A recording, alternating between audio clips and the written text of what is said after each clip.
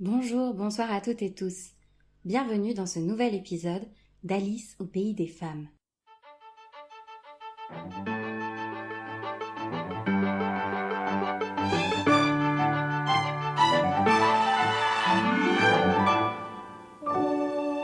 Comme Alice, me voici au départ d'un voyage.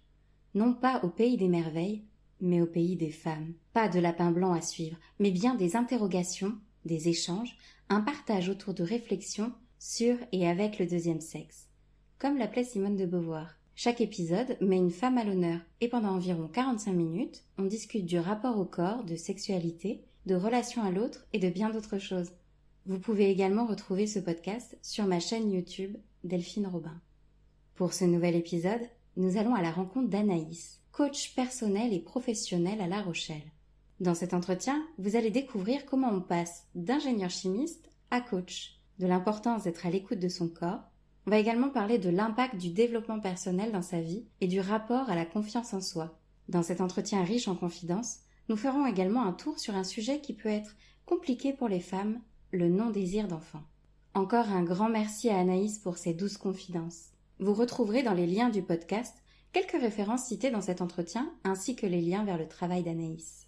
Je vous souhaite à toutes et tous une belle écoute. Ok, c'est bon pour toi? Oui. Bonjour Anaïs. Bonjour Delphine. Ça va? Ça va et toi? Oui, ça va.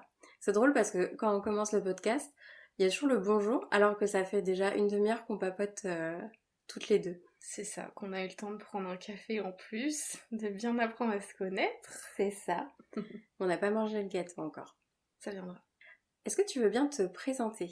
Oui, moi je m'appelle Anaïs Gardel, j'ai 25 ans. Je vis sur La Rochelle depuis 3 mois et je suis devenue entrepreneuse. Par la même occasion, je suis aujourd'hui coach personnel et professionnel et donc en fait j'aide les gens à prendre confiance en eux, à prendre de l'estime d'eux-mêmes et à gérer le stress, les émotions et les peurs qu'on peut avoir dans notre quotidien. Et du coup, comment t'en es arrivée là? Parce que c'est pas un métier commun. Non, c'est pas encore très connu. En France, c'est beaucoup plus développé aux États-Unis où beaucoup plus de gens font appel à des coachs. En fait, il se trouve que moi, de base, j'étais ingénieure chimiste. Donc, j'ai fait mes études en Bretagne parce que je suis originaire de là-bas. J'en ai eu un ras-le-bol, alors très vite. J'ai fini par faire un burn-out avec beaucoup de somatisme au niveau de mon ventre notamment, de ma respiration et je me suis rendu compte que j'étais trop stressée. C'est là que j'ai découvert le développement personnel et puis quand mon burn-out est arrivé, je me suis dit stop, je veux faire quelque chose que j'aime dans la vie. Je veux être centrée sur l'humain, accompagner les gens et c'est comme ça que je me suis reconvertie dans le coaching. Et est-ce que tu dis que tu as découvert le développement personnel? C'est par des lectures ou est-ce que tu as été toi-même suivie par un ou une coach? Oui, en fait, quand j'ai fait le choix de me reconvertir, j'ai déjà tout quitté avant de savoir dans quoi j'allais aller. Et je me suis fait coacher en fait en bilan de compétences, où ça a été une expérience qui a été incroyable pour moi. Et je me suis dit, mais moi j'adore ce que fait la personne en face de moi et c'est ça que j'ai envie de faire aussi, quoi. Et par la même occasion, j'étais déjà un peu dans le développement personnel parce que j'ai des amis qui me parlaient de ça. J'ai toujours été ouverte à ça, mais je lisais pas forcément à ce moment-là. Et puis je me suis dit, pourquoi pas acheter 2 ou 3 ouvrages qui portent là-dessus, que ce soit sur l'introspection, sur la gestion du stress, parce que moi c'était mon gros problème. Et en fait, depuis, je me suis pas arrêtée de lire. Je me suis formée, j'écoute des podcasts, je regarde des vidéos, je regarde des films, des séries même, parce que c'est pas que des choses théoriques, ça peut être mis sous forme de fiction où on est pris dedans. Je pense notamment à la série Le Chemin des Oliviers, qui est une super série sur tout ce qui est mémoire transgénérationnelle, donc les traumatismes qu'on hérite de nos parents et de nos grands-parents. Et puis voilà, aujourd'hui je vis, je respire, je mange, développement personnel. Et c'est ce qui m'anime tous les jours. Donc voilà. Et du coup, donc, t'as fait un burn-out. Et est-ce que t'as toujours été quelqu'un de stressé? Non, en fait, petite, j'étais très calme. J'étais toujours hyper souriante, je m'en rappelle, parce que j'avais un oncle qui m'appelait son petit soleil. Et c'est pour ça que mon logo d'entreprise, c'est un petit soleil. Et en fait, j'ai commencé... Alors, j'ai une maman qui est très stressée et très anxieuse, très nerveuse. Bon, elle est scorpion aussi. Moi, j'avais beaucoup plus le tempérament de mon père qui était très calme. Et en fait, quand je me suis retrouvée en études, j'avais une vie qui allait à 100 à l'heure parce que je sortais, j'avais mes études, j'avais des jobs étudiants, je faisais beaucoup d'allers-retours en voiture et je pense que ça m'a mis beaucoup de charge mentale et que je me suis retrouvée à être complètement stressée mais sans m'en rendre compte en fait. Je m'en suis rendu compte quand je me suis retrouvée à l'hôpital à cause du stress parce que j'avais tout mon entourage me disait que j'étais stressée et moi je me disais mais non je suis pas stressée, je suis juste bah, j'aime vivre à 100 à l'heure en fait. Et puis en fait, bah, la veille du Nouvel An, il me semble que c'était en 2020, bah, je faisais une séance de sport avec un ami et je me suis dit mais j'arrive pas à respirer. Ça faisait déjà 2 semaines que je ressentais des palpitations et que je me sentais oppressée. Et mon copain qui est pompier m'a dit mais là tu vas aller aux urgences parce que c'est pas normal. Et j'ai fait plein d'examens, j'ai fait 2 mois d'examen après, et en fait, il se trouve que c'était seulement du stress. Et c'est fou l'impact que ça peut avoir en fait sur ton corps. C'est impressionnant parce que au-delà du stress, moi j'ai fait un ulcère quand j'étais en études, quoi. Et j'ai eu 3 ans après de guérison de cet ulcère où j'ai eu 3 ans de ce qu'on appelle une gastrite. En fait, c'est une inflammation de ta paroi intestinale parce que t'es trop stressé. Et du coup, t'as des brûlures non-stop, t'as l'impression que t'as tout le temps mal au ventre et tu sais pas ce qui se passe. Mais en fait, c'est simplement ton corps qui est en train de te dire, t'es en train de stresser, mais tu t'en rends pas compte consciemment. Donc le corps, ça, c'est un peu ton premier messager en fait. Ouais, c'est celui qui te fait vraiment comprendre ce que tu vis et ce que des fois, enfin, ce que t'as tendance à vouloir cacher avec des œillères en fait. Et c'est important de l'écouter. Moi, je sais que je l'ai pas écouté pendant plusieurs années. J'apprends à le réécouter. Alors, ça vient petit à petit quand ça fait un moment que tu l'as pas écouté. Mais aujourd'hui, c'est plus facile pour moi de comprendre ce dont j'ai besoin, que ce soit physiquement ou mentalement, grâce à lui. Moi, je suis assez convaincue de l'impact du mental sur le physique. Et tu penses que du coup, c'est quoi? C'est que t'as fait un déni, en fait, des symptômes. Enfin, du coup, pour arriver jusqu'au burn-out, ton corps, il t'a quand même montré plein de signaux d'alerte. Et moi, ce qui m'interroge, c'est qu'est-ce qui fait que du coup, tu les prends pas en compte? Moi, j'ai toujours eu un rapport avec... Alors, quand j'ai eu 15 ans, j'ai eu des événements qui ont été hyper traumatisants pour moi. Et ce qui fait que j'ai un rapport au corps qui est assez compliqué. euh, Où bah, j'ai rarement aimé ce qu'il était. Et ce qui fait que je lui en ai fait un peu voir de toutes les couleurs.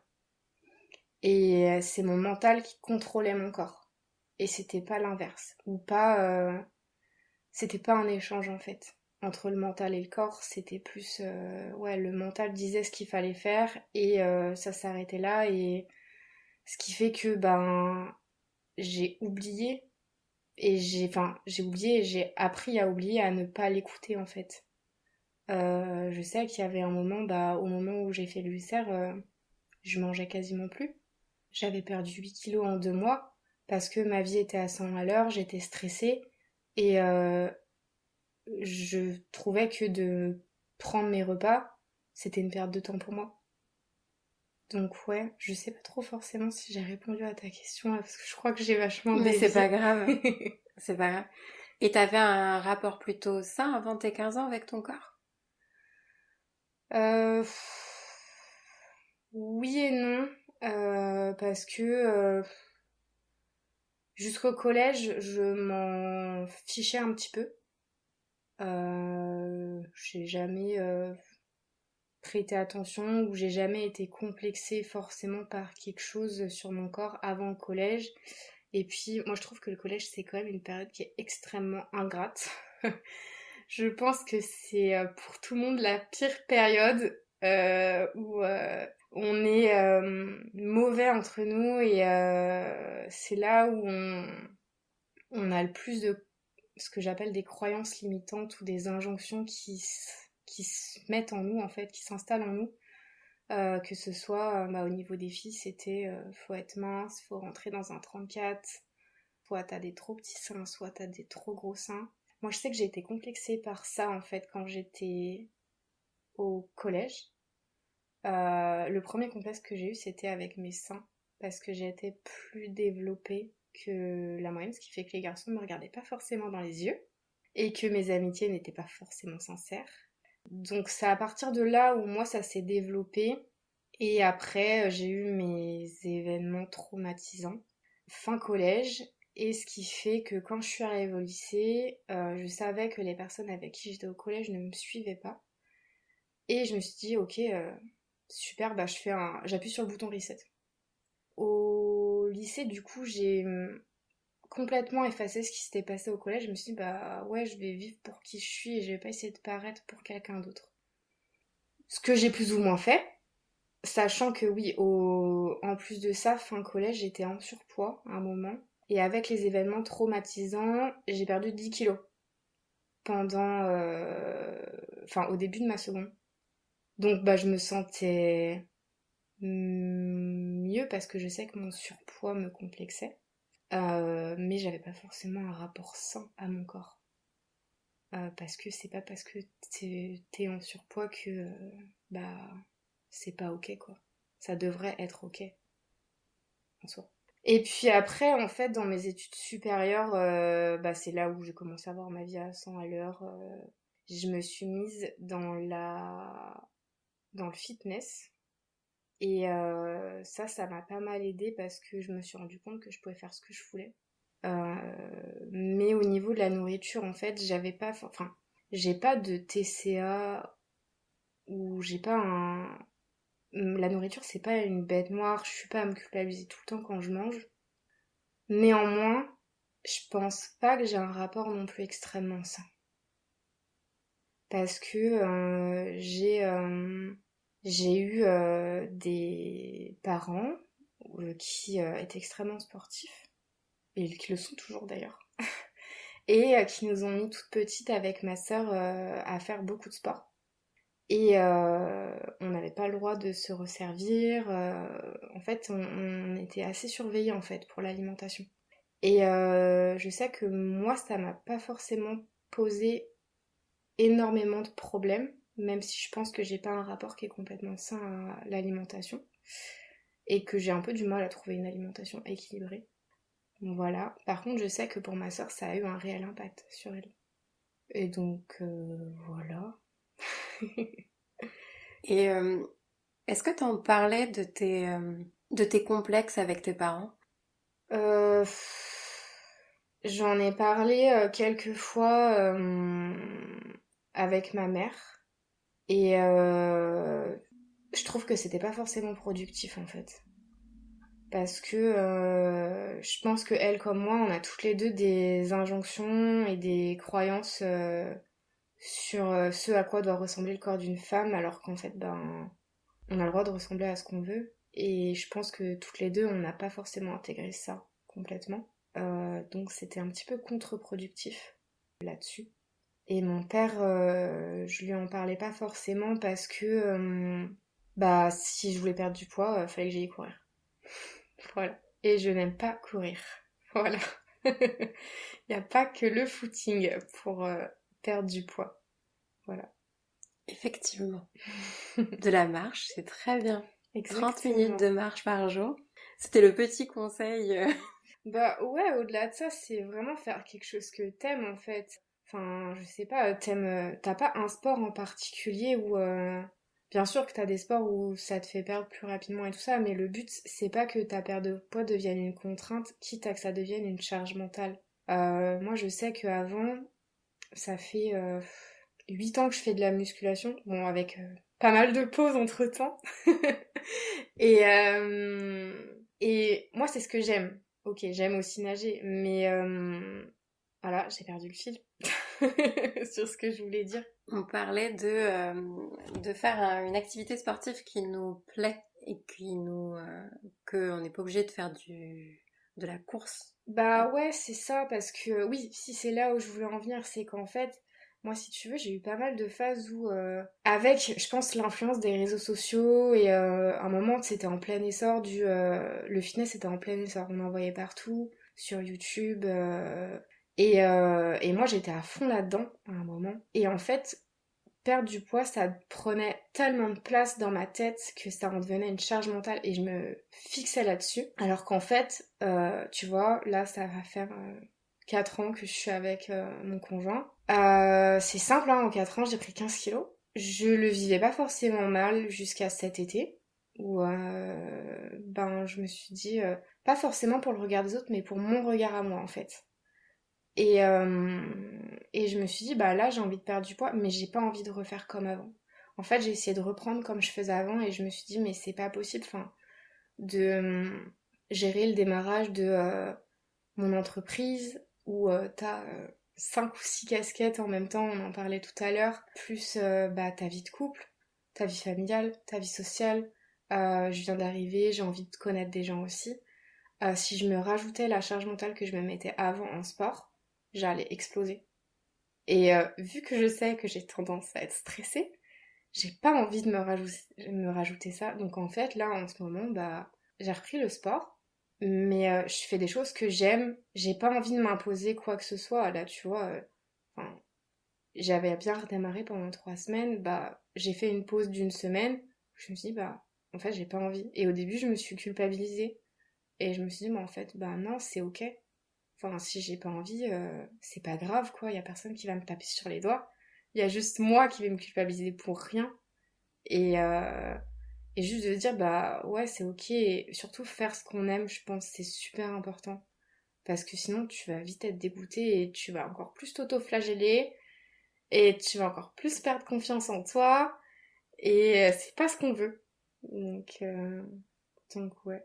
Tu parles de confiance en soi. Est-ce que la petite fille Anaïs était une petite fille qui avait confiance en elle? En fait, déjà pour moi, la confiance en soi, c'est c'est pas quelque chose de global. Enfin, pour moi, tu peux avoir confiance en toi dans plein de systèmes. Quand je dis système, ça peut être ta vie amoureuse, ta vie professionnelle. Et ça se trouve, il y a un système où ça pêche, et là, t'as pas confiance en toi. Après, globalement, petite, je pense que j'avais plutôt confiance en moi jusqu'à un certain âge, jusqu'au collège, on va dire. Je pense qu'au collège, j'ai perdu toute la confiance que j'avais en moi. Et en fait, moi, j'ai peu confiance en... Enfin, j'ai plus de mal à avoir confiance en moi avec des personnes que je connais qu'avec des personnes que je ne connais pas. Parce qu'en fait, quand je suis avec des personnes que je ne connais pas, je me dis, de toute façon, je m'en fous, ça se trouve, je les reverrai pas. Qu'est-ce que j'ai à perdre? Alors que des personnes que je vais revoir et que je connais, j'ai peur forcément de ce qu'ils vont penser, de ce qu'ils peuvent dire, de l'image que je vais leur renvoyer. Et je pense que ça, tu vois, ce cheminement de pensée-là, je l'ai développé au collège. Au lycée, je m'en rendais un peu moins compte. Et en études supérieures, bah, c'est là où je me suis rendu compte que, ouais, en fait, j'avais confiance en moi quand je connaissais pas les gens. Et je m'en foutais. Parce que, bah, tu peux dire ce que tu veux. Si j'ai pas envie de te revoir, je te revois pas. Et c'est pas grave, tu vois, on peut pas plaire à tout le monde. Et ça, c'est dur à accepter aussi, que tu peux pas plaire à tout le monde, je pense. Et j'ai perdu le fil J'avais un truc en tête et je veux pas t'interrompre. Et j'ai perdu le fil. Bon, ça me reviendra peut-être tout à l'heure. Est-ce que tu penses que la confiance en soi, c'est différent pour une fille et pour un garçon? Je dirais oui et non. Parce que, on n'a pas reçu les mêmes injonctions et les mêmes croyances. Le garçon, typiquement, je trouve... Enfin, déjà en France, on a une pudeur à exprimer ce qu'on ressent et nos émotions. Les garçons d'autant plus parce que tu as l'injonction de Bah, si un garçon pleure ou s'il montre ses émotions comme quoi il est touché, c'est une faiblesse, ok? Alors qu'en fait, bah non, t'es humain. C'est complètement normal de ressentir des émotions et de les exprimer et c'est même sain. Pour les femmes, je pense que tu as beaucoup d'injonctions sur tout ce qui est physique et ouais, ouais, vraiment sur ce qui est apparence et en même temps, tu vois, avoir une apparence soignée, devoir, je vais aller dans le cliché, tu vois, mais de s'occuper de la maison. Pour ceux qui ont des enfants, bah t'as aussi le côté de la maman. Avoir une carrière professionnelle, mais on se rend pas compte de tout ce que c'est en fait. Enfin, moi je vois, j'ai un chien et un chat déjà, ça me suffit. Et je me dis, mais comment elles font? Parce que c'est. Enfin, c'est un travail, mais monstrueux, quoi. Enfin, c'est quand qu'elles ont du temps pour elles? Et donc là-dessus, tu vois, je pense que la confiance en soi, en fait, c'est pas forcément les autres qui te l'enlèvent. Ils y contribuent un petit peu, mais celui ou celle qui t'enlève le plus de confiance en toi, bah c'est toi. Parce que on a tellement peur du regard des autres qu'en fait, on s'auto-flagelle tout seul. Voilà. Et de se dire, bah là, tu vois, ouais, je sais pas, je te donne un exemple où je vais aller en cliché, mais ouais, je suis allée chercher ma baguette à la boulangerie, je suis sortie en pyjama. Bah, qu'est-ce que les gens vont penser? Mais qu'est-ce qu'on s'en fout en soi? Enfin, moi, les gens, ils verraient ma dégaine quand je vais promener mon chien. Je ressemble à rien et je m'en fous. Le matin, je sors, j'ai encore les yeux collés. Mais c'est pas grave en fait. De toute façon, bah ouais, je suis humaine, enfin, je dors, je dois sortir mon chien parce qu'il faut absolument qu'il sorte. Bah excuse-moi, mais je vais pas m'habiller correctement et ouvrir mes yeux, enfin bien décoller mes yeux. J'ai pas le temps, enfin, j'ai pas envie de prendre le temps pour ça et je m'en fiche. Avant, je pense que je m'en serais pas. Je pense que ça avait de l'importance. Avant, je pouvais pas sortir sans maquillage, par exemple. Maintenant, c'est super rare que je le sois, que je sois maquillée. Mais donc ouais, en fait, je pense que c'est. Je vais revenir sur ton côté, sur la différence entre hommes et femmes. Je pense que c'est. D'un côté, c'est différent, oui. Ça dépend. Ça dépend du système, en fait, à mon sens. Et tu parlais du... Parce qu'en fait, c'est en rapport avec le regard de l'autre, beaucoup. Ouais. Mais comment on peut faire justement pour s'affranchir du regard de l'autre? Comment on peut arriver à se dire, bah je m'en fous? Parce que c'est quand même un sacré... Ben, j'ai le droit d'être un tout petit peu vulgaire. Oui. Je vais dire ce que mon conjoint me dit tout le temps. La personne en face de toi ne te fera pas un deuxième trou de balle, clairement. Alors ouais, c'est vulgaire, mais en soi, c'est vrai, la personne, elle est comme toi, en fait. C'est juste que tu le vois pas. En fait, je pense que tu t'affranchis du regard de l'autre à partir du moment où toi-même, déjà, tu es indulgent envers toi, tu es bienveillant avec toi et que tu arrêtes de culpabiliser et de t'auto-flageller tout le temps. Parce qu'en fait, si le regard des autres est si important pour toi, c'est que il y a un manque d'estime de toi-même. Et ce manque-là, ben, pour moi, il y a que toi qui peux le combler. Enfin, principalement toi, en fait. Et donc voilà, pour moi, à partir du moment où tu commences à reprendre de l'estime de toi, tu vas reprendre de la confiance en toi. Et en plus de ça, tu vas t'affranchir du regard des autres. Ah ouais, non, mais moi je trouve ça hyper intéressant. Et tu disais, quand on parlait par rapport à la différence de confiance entre les filles et les garçons, souvent on demande aux petits garçons de un peu de nier leurs émotions. Mm. Du coup, avec ton conjoint, vous êtes totalement transparent là-dessus? Alors, euh, alors, moi, il se trouve que je suis hyper sensible. Donc, tu le vois direct quand il y a quelque chose qui va pas. Mon conjoint, au début de notre relation, je sais que c'est quelque chose où je lui reprochais pas mal, c'est de ne pas voir ses émotions. Néanmoins, alors c'est un vaste sujet, donc je vais essayer d'être courte là-dessus. Le fait de ne pas voir ses émotions, pour moi, ça me renvoyait une certaine froideur envers lui. Et en fait, il se trouve que c'est simplement un effet miroir de mes propres blessures émotionnelles. Voilà, moi il se trouve que j'ai la blessure de l'injustice. Et ce qui fait peur aux personnes qui souffrent de blessures de l'injustice, c'est la froideur des gens, c'est de ne pas voir leurs émotions. Néanmoins, lui, sa gestion émotionnelle est toujours un peu dans le contrôle. La gestion émotionnelle, c'est pas ça, c'est de accueillir et accepter tes émotions et comprendre qu'est-ce qu'elles veulent te dire. Parce qu'en fait, c'est simplement des GPS pour te dire, bah là, je te fais ressentir ça pour que tu fasses cette action-là. Voilà, pour le petit cours de gestion émotionnelle. Donc là-dessus, je sais qu'on en a beaucoup parlé. Par contre, d'en parler, ça a été super bénéfique parce que je pense, et lui comment on le dit, c'est qu'on a une super communication de couple. Alors pas tout le temps. Il y a des moments où t'as pas envie de faire l'effort de te dire ok, je me calme, qu'est-ce qui se passe et tout ça, et t'as juste envie de lui rentrer dedans et d'aller bouder dans son coin. Mais la plupart du temps, on a une super communication et enfin, je vois, on a eu on a eu beaucoup d'expérience Enfin là, ça fait 4 ans qu'on est ensemble, mais en 2 ans, notre vie, elle a changé complètement. Enfin, on a eu des déménagements, des changements pro, plein de choses comme ça. Et ça peut être quelque chose qui éloigne un couple quand tu as des différends et que t'arrives pas à te mettre d'accord. Et au final, nous, le fait d'avoir une bonne communication et de se parler complètement ouvertement, ça permet en fait d'avancer sereinement et en fait on est encore plus soudés. Voilà, enfin, je vais pas dire que j'ai pas une relation parfaite, mais il y a forcément des moments où c'est plus tumultueux que d'autres. On a chacun aussi notre évolution à part et des fois ça concorde pas, mais on s'accorde et au final ça se passe sereinement. C'est trop mignon. Vous le voyez pas parce qu'il n'y a pas de... Mais à chaque fois qu'elle a fini, elle me fait un grand sourire genre, t'as vu, c'est bon. C'est beaucoup trop cute. Est-ce que t'as eu d'autres relations avant lui? Ouais, j'ai eu... Alors, je parlais de trauma tout à l'heure.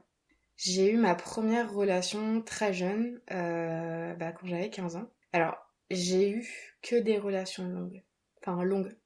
De plus d'une année, on va dire. Et ma première relation, malheureusement, a été avec un pervers narcissique. Au début, c'était le rêve, hein, génial. Et après, c'était au moment où j'étais en surpoids, comme je disais tout à l'heure. J'avais vraiment pas confiance en moi et je me sentais aimée, en fait, au début. Et en fait, c'est comme ça qu'il a eu une emprise psychologique sur moi. Et à la fin, ça s'est très mal fini. Voilà. Vous aviez le même âge? Il avait simplement 1 an de plus que moi. Donc voilà, j'en ai profité. J'ai profité des vacances d'été pour le quitter. Voilà. Parce que j'avais beaucoup de personnes de mon entourage qui me disaient mais Anaïs, tu te rends compte ou quoi de ce qui se passe? Et puis quand c'est comme ça, quand t'es en fait en couple avec un pervers narcissique, n'importe qui peut te dire quelque chose, tu te tu t'en rendras pas compte en fait. Moi, je m'en suis rendu compte à partir du moment où c'est le moment où j'ai découvert la sexualité en fait, mais d'une très mauvaise façon. Et il y avait un moment en fait, j'en avais marre de souffrir quoi. Donc je me suis dit mais stop. Je savais qu'il retournait habiter là où il était avant et je me suis dit bah tu sais quoi, ciao. Voilà. Et après, j'ai eu une relation à distance avec un garçon très sympa, mais on n'évoluait pas de la même façon et du coup ça s'est arrêté. Et ma relation du coup avec avant ma relation actuelle, voilà, a duré 3 ans. Et je me suis mis en couple en fait avec mon meilleur ami de l'époque. Voilà. Et est-ce que cette relation toxique que t'as eue à 15 ans, elle a eu un impact sur tes autres relations ensuite? Sur le plan sexuel, oui, parce que j'avais appris ma sexualité d'une très mauvaise manière. Et sur le plan affectif aussi, parce que je développais de la dépendance affective et puis bien comme il faut. Donc en fait, j'étais jamais satisfaite dans mes relations. Je pensais, on me disait tout le temps que j'étais très exigeante parce qu'en fait, j'allais pas forcément dans des relations qui me convenaient. Et sauf que je m'en rendais compte un petit peu tard. Et tu peux répéter ta question? Ça y est, je me perds dans... Ma question c'était, est-ce que ça a eu un impact sur tes relations? Oui, donc oui, si, sur le plan sexuel et sur le plan affectif aussi. Et puis même sur... au-delà de l'impact que ça a eu sur mes relations, ça a eu un impact sur moi. Parce que, en fait, j'arrivais jamais à avoir la relation que je voulais. Parce que, bah, au-delà d'être amoureuse de mon conjoint, je suis amoureuse de l'amour aussi. Et être amoureux de l'amour, c'est bien, mais ça peut aussi te rendre aveugle sur certains points de ta relation. Et puis, quand j'essayais de dire les choses qui ne me convenaient pas, on me disait souvent que j'étais très exigeante. Et en fait, c'est qu'après que je me rendais compte que bah non, j'étais pas exigeante, que je méritais ce genre de relation, et que simplement cette personne-là n'était pas en capacité de me la donner, mais c'est pas grave en fait. C'est juste que ça devait s'arrêter et qu'on n'était pas fait pour être ensemble. Et comment t'as réussi à avoir ce recul? Le développement personnel, hein. Si, j'ai pas mal échangé, que ce soit... j'ai pas mal échangé avec des amis, avec mon conjoint actuel. Ce qui est bien avec mon conjoint, en fait, c'est que on sortait tous les deux d'une relation. Et c'était complètement inattendu, hein. On pensait pas se mettre ensemble, à la base. Et en fait, directement, on s'est dit ce qu'on voulait et ce qu'on ne voulait pas dans la relation. L'été est passé, il partait en saison, et au final, on se dit, ouais, bah, on verra. Et puis, bah, au final, on est encore là, 4 ans après, et on est paxé, quoi. Donc, se dire ce qu'on veut et ce qu'on veut pas, même si ça peut faire peur et ça peut faire dire, ouais, ça va trop vite et tout ça, je pense que c'est hyper important dans la communication. Parce que, bah, les non-dits, ou des choses qui, pour nous, semblent évidentes, l'est pas forcément pour l'autre. Parce qu'on a chacun une perception qui est différente du couple. Ou même de la vie, hein, clairement. Mais donc, ouais, pour moi, c'est important de se le dire. Bah, oui, c'est en lien. Comme on parlait du couple, est-ce que tu penses à la maternité? Alors, Ouh, j'ouvre un vaste sujet. oui, complètement. Alors, moi, il se trouve que je ne veux pas d'enfant.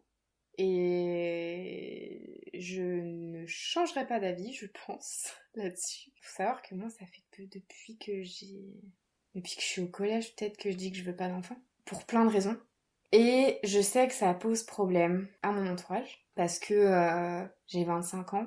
Et que, tu vois, j'ai des copines ou des connaissances qui ont déjà un enfant, ou qui ont pour projet de le faire. J'ai ma sœur qui est plus jeune que, enfin, qui a 1 an de moins que moi, qui, elle a un fort besoin de maternité. Moi, pas du tout. Et je sais que pour certaines personnes, c'est très compliqué à accepter. Moi, je suis très en paix avec mon choix, parce que bah, c'est mon utérus, voilà. Et j'ai un peu du mal avec le fait qu'on puisse donner son avis là-dessus, sur mon choix. Parce que ça regarde personne, en fait.